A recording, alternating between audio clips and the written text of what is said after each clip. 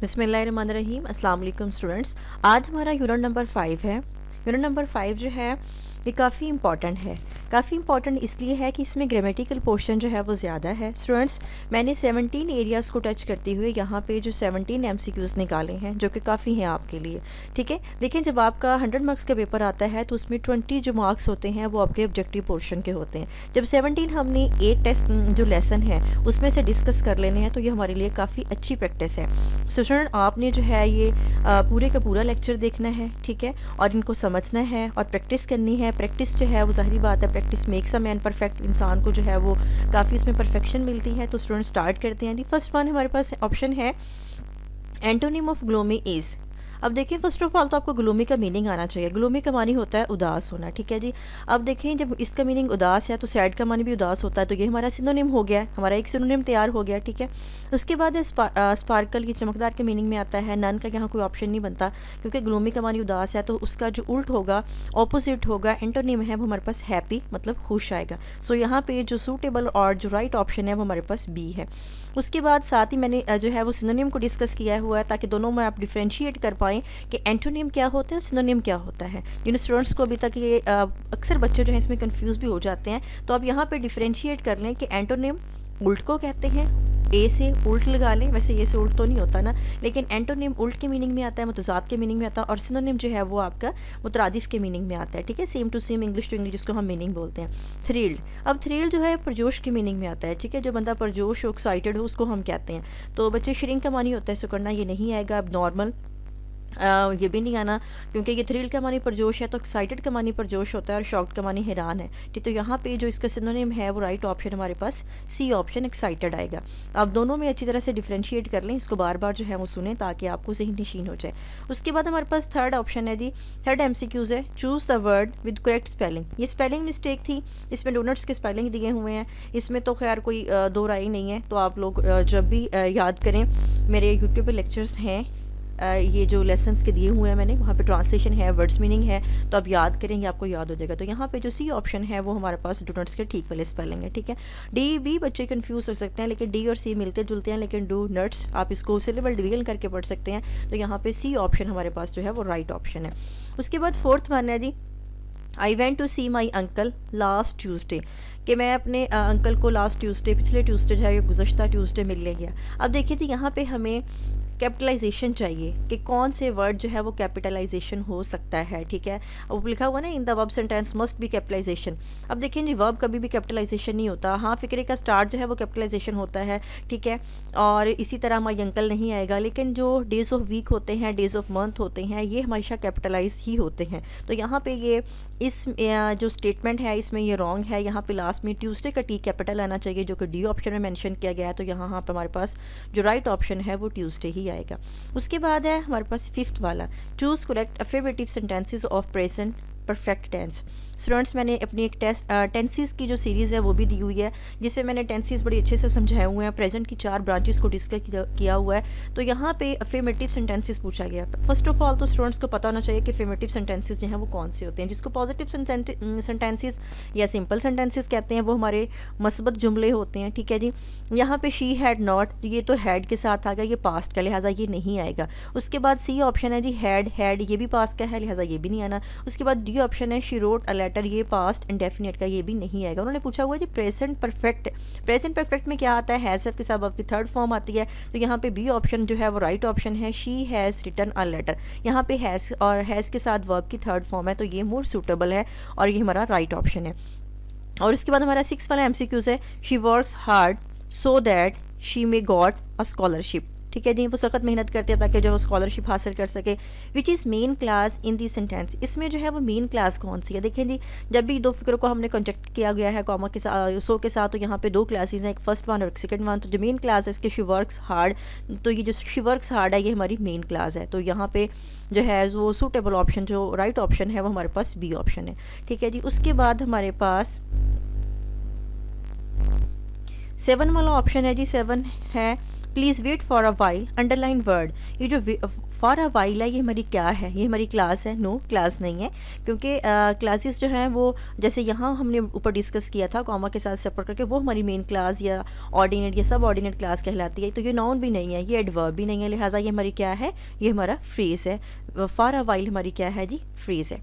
उसके बाद है option number 8, identify the adjective phrase. Adjectival phrase या एडजेक्टिव फ्रेज एक ही बात है। अब देखिए एडजेक्टिवल फ्रेज वो होता है जो कि दो लफ्ज़ों से, दो या दो से ज़्यादा लफ्ज़ों के मिलने से बने, ठीक है जी। अब डिलीशियस ये मज़ेदार है, ये हमारी एडजेक्टिव है। सिफत की बात की गई है, सिफ्त है ये मज़ेदार होना, तो यहाँ पे सो डिलीशियस दिया हुआ है, लिहाजा ये हमारा एडजेक्टिव है। उसके बाद है पोलाइट मैनर्स। अब पोलाइट इसकी खूबी बयान की गई है, ये भी हमारा एडजेक्टिव है। पोलाइट मैनर्स मतलब शाइस्तगी वाला अंदाज, तो यहाँ पे ए और बी ये दोनों ही हमारे एडजेक्टिवल फ्रेज हैं, लिहाजा सी ऑप्शन जो है वो ये हमारा राइट ऑप्शन है। उसके बाद है 9 वाला option, choose the correct sentence with prepositional phrase.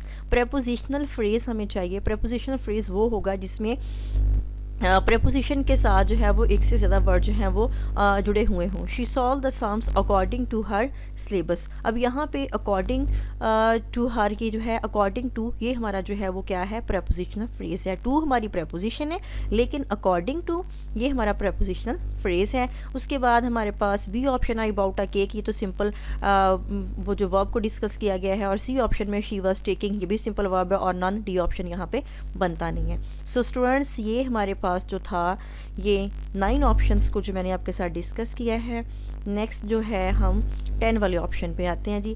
10वें में है ये क्या है, let's see. I know dash hard working is this, choose suitable relative pronoun. ठीक है, यहाँ पे हमने रिलेटिव प्रोनाउन या रिलेटिव प्रोनाउन को जो है वो ढूंढना है। I know dash hand writing is this, कि मैं जानता हूँ या मैं जानती हूँ ये हैंड राइटिंग किसकी है। ठीक है, ये लिखाई जो है वो किसकी है।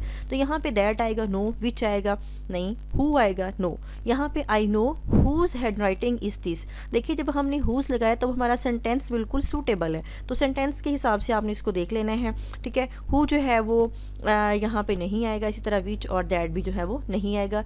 तो यहाँ पे क्या आएगा, हुज आएगा। ठीक है जी, और वैसे भी हम नॉन लिविंग थिंग्स की बात करें, हैंड राइटिंग नॉन लिविंग होती है, तो यहाँ पे जो है वो हुज ही आना है। उसके बाद I am tongue tied is a sentence with dash meaning. अब यहाँ पे देखें ये हमारे पास दिया हुआ है ईडियम। अब यहाँ idiom I am tongue tied, यहाँ ईडियम की समझ नहीं आई, तो ये लिटरल मीनिंग है या नॉन लिटरल मीनिंग है। लिटरल मीनिंग तब होता है जब हमें इस बात की समझ आ जाए कि इस बात में कहा क्या गया है। ठीक है, उसके मीनिंग हमें दिया हुआ हो। अब टंग टाइड बच्चे कहेंगे कि उसकी ज़ुबान बंधी हुई है। ठीक है, ये इसका नॉन लिटरल मीनिंग है। यही जो यहाँ पे जो है वो ईडियम को है डिस्कस किया गया है। तो जो नॉन लिटरल मीनिंग होता है वो हमारा ईडियम होता है, जिसकी हमें समझ नहीं आती। अब देखें इसकी सेंस कुछ और है, ठीक है, लेकिन यहाँ पे टंग टाइड बच्चे यही कहेंगे उसकी ज़ुबान जो है बंधी हुई है, तो ये इसका नॉन लिटरल मीनिंग है ईडियम का। और यहाँ पे डबल नहीं आना, ऑल भी नहीं आना। उसके बाद हमारे पास MCQs नंबर 12 है जी। Choose correct syllable division of environment. Environment जैसे हम बोलेंगे वैसे ही हम लिखेंगे, लिहाजा सी ऑप्शन है इन्वायरमेंट। ये जो हमारी सिलेबल डिवीजन सी है, ये जो हमारा सूटेबल है जी, ये हमारा राइट ऑप्शन है। 13 MCQs देखें। Choose the list of irregular adjectives. Students सबसे पहले तो आपको पता होना चाहिए कि जब हम डिग्रीज ऑफ एडजेक्टिव बनाते हैं जिनकी तो शक्ल चेंज नहीं होती, ठीक है, जिसके साथ हम ईडी लगाएं तो वो हमारे पास डिग्रीज जो हैं एडजेक्टिव की डिग्रीज बिल्कुल सीधी बन जाए। ठीक है, वो हमारा होगा रेगुलर एडजेक्टिव। और जिसकी शक्ल चेंज हो जाए, जैसे मैनी का मोर और मोस्ट होता है, इसको हमने इसकी डिग्रीज में चेंज किया, कंपैरेटिव और सुपरलेटिव डिग्री बनाई, तो मैनी का मोर और मोस्ट इसकी शक्ल चेंज हुई, लिहाजा ये इरेगुलर एडजेक्टिव है। और फार का फारदेस्ट होता है, लिहाजा ये भी जो है फार्दर और फर्देस्ट होता है, लिहाजा ये इसकी शक्ल भी चेंज होगी। इसके साथ ER जो है वो नहीं लगाया, लिहाजा ये भी हमारा जो है वो इरेगुलर है। शार्प्ड होगा, लोड होगा, तो इसी तरह ये नहीं आएंगे, लिहाजा जो सूटेबल ऑप्शन है वो हमारे पास ए ऑप्शन है कि जब हम इनकी डिग्रीज बनाएंगे तो इनकी शक्ल चेंज हो जाएगी, टोटली जो है वो चेंज होगा, लिहाजा ये हमारे पास क्या है, इरेगुलर एडजेक्टिव है। उसके बाद 14 MCQs है जो कि मोर देन इंपॉर्टेंट है। स्टूडेंट्स जब सेम लिस्ट ऑफ आइटम हो, ठीक है, एक ही तरह की लिस्ट हो, जैसे वो नेम हो गया, फ्रूट्स के नेम हो गया, वेजिटेबल हो गया, तो उनको हमने कॉमा लगा के सेपरेट करना है। ठीक है जी, यहाँ पे वसीम, अहमद एंड बिलाल, जो एंड वाला होगा उसके दरमियान में हमने एंड लगाना है, लेकिन जो शुरू वाले जितने भी वो हैं नेम होंगे उन सब के दरमियान में हमने कॉमा लगा के उनको सेपरेट कर देना। अब यहाँ पे लिस्ट ऑफ नेम है तो हम क्या लगाएंगे, यहाँ पे कॉमा लगा के सेपरेट करेंगे, लिहाजा सी ऑप्शन जो है वो यहाँ पे कॉमा लगेगा। सी ऑप्शन जो है वो राइट ऑप्शन है। उसके बाद 15 MCQs हैं the aeroplane just dash just now. ठीक है जी, यहाँ पे हमने लैंड लगाना है, लैंड नहीं आएगा या तो फिर लैंड्स आना चाहिए, क्योंकि जो है वो सिंगुलर है, लैंड्स नहीं है तो ये ऑप्शन नहीं आएगा। हैव लैंडेड नहीं आएगा क्योंकि एरोप्लेन हमारा सिंगल है तो हैज़ आना चाहिए, तो लिहाजा यहाँ पे सी ऑप्शन दिया हुआ है हैज़ लैंडेड, तो यहाँ पे जो सी ऑप्शन है वही जो इसका राइट ऑप्शन है। उसके बाद है he broke the window dash destroying the wall. यहाँ पे है which transaction device is suitable for this blank. हमने ट्रांजेक्शन डिवाइस ढूंढनी है जी। देयरफॉर नहीं आएगा, इसलिए नहीं आएगा, हाउएवर ताहम भी नहीं आएगा, बट लेकिन भी नहीं आएगा, एज वेल एज कि यहाँ पे है ही ब्रोक द विंडो, किसने खिड़की तोड़ी, as well as destroying the wall, दीवार को तबाह करते हुए। ठीक है जी, किसने दीवार को तबाह करते हुए, as well as destroying the wall जो है वो विंडो तोड़ दी, तो यहाँ पे जो है एज वेल एज आएगा जो कि हमारा राइट ऑप्शन है। उसके बाद 17 जो है हमारा लास्ट ऑप्शन है जी, हमारा लास्ट MCQs है जो कि इस एक्सरसाइज का जो हमारा लास्ट पार्ट था। Choose the correct sentence of relative pronoun. ऊपर जो था वो देखिए सूटेबल रिलेटिव प्रोनाउन था और यहाँ भी रिलेटिव प्रोनाउन है। अब देख लेते हैं इन दोनों में डिफरेंस क्या था। वहाँ मैंने जो है वो 10 वाले में ए ऑप्शन हुज लगाया था और यहाँ पे जो है हम सी ऑप्शन ले रहे हैं होम के साथ। ठीक है जी, अब देखते हैं इन दोनों में डिफरेंस क्या है। Which of this books is yours.